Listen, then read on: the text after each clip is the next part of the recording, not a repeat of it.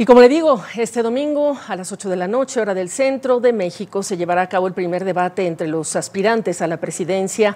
Entre los temas que se van a debatir y debatirán Claudia Sheinbaum, Xóchitl Gálvez y Jorge Álvarez Maínez están los de no discriminación, grupos vulnerables y violencia contra las mujeres. Hemos hablado del tema de la educación, de la salud, de la transparencia y la lucha contra la corrupción. Hoy abarcamos estos otros temas. Me acompaña esta noche la directora general de la Organización México Unido contra la Delincuencia, Lisa Sánchez. Lisa, qué gusto saludarte. Y siendo temas tan amplios, en situaciones también difíciles, en particular, por ejemplo, la violencia contra las mujeres, ¿qué es realista esperar?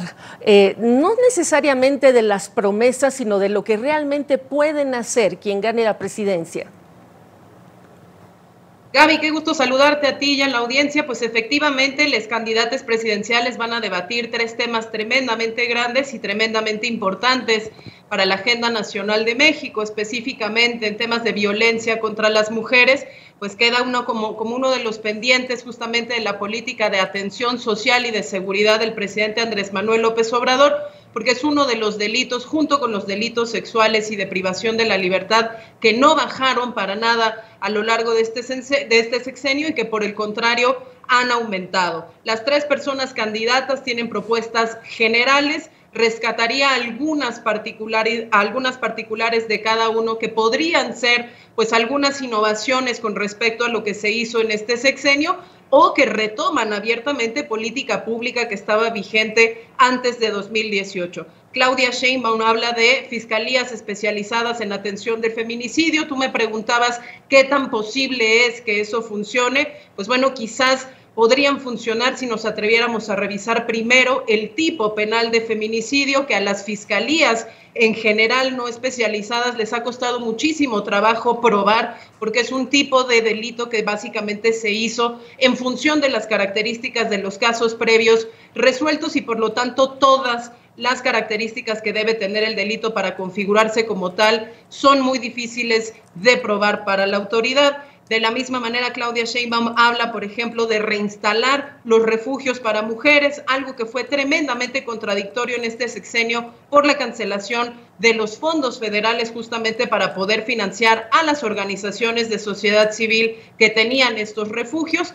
Y en el caso, por ejemplo, de la candidata de la oposición, Xóchitl Gálvez, pues nos habla mucho de transferencias y programas sociales como becas para los hijos de las víctimas de feminicidio, pero no así de verdaderamente programas o política pública de prevención. Simplemente dice que no habrá impunidad para los feminicidas, pero no hay necesariamente pues propuestas factibles, realizables detrás que atiendan la prevención desde antes y no necesariamente solamente cuando se consuma o se configura este delito.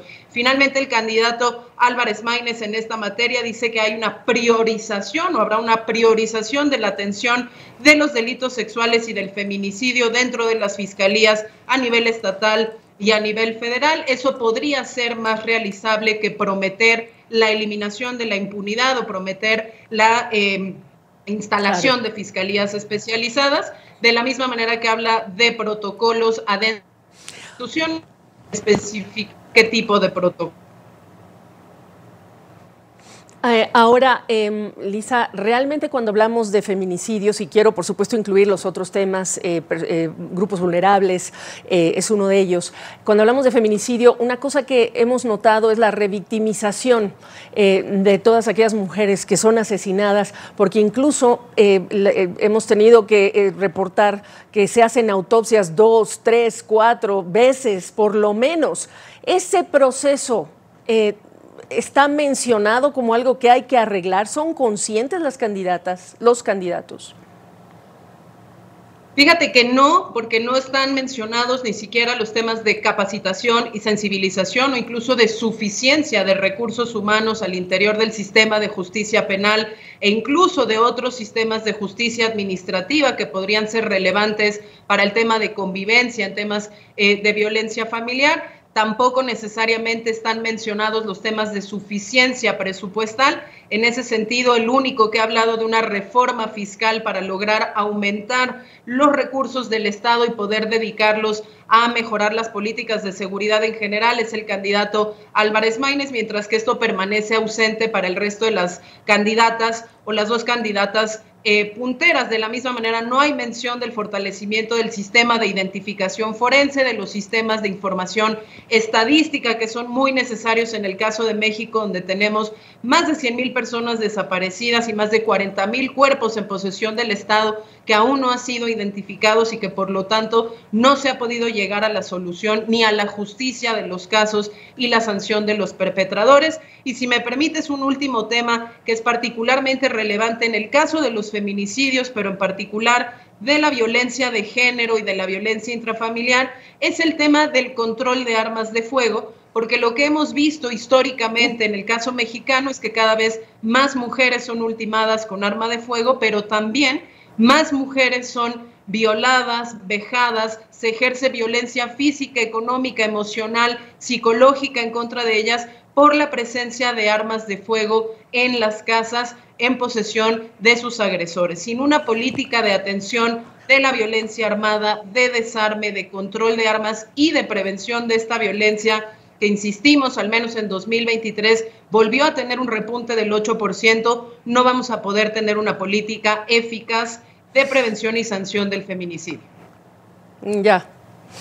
Pues así de ambicioso va a ser cubrir estos temas, son tan amplios y la situación en México es tan compleja. Yo te agradezco que nos describas las prioridades que debemos escuchar de ese debate. Gracias, Lisa. Muchísimas gracias, Gaby, un gusto saludarte.